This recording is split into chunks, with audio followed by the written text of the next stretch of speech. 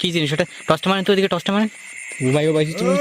লাশের মতো মনে হচ্ছে কিন্তু। দেখুন দেখুন, যখন টস মারছে তখনই কি করছে, ওই লাশটা নাকি মৃত লাশ, জীবিত করার চেষ্টা করছে এখানে কালো জাদুর মাধ্যমে।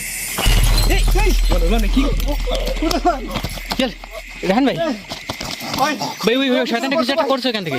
এই বন্ধ কর এগুলা। ও মাই গড, দেখুন এই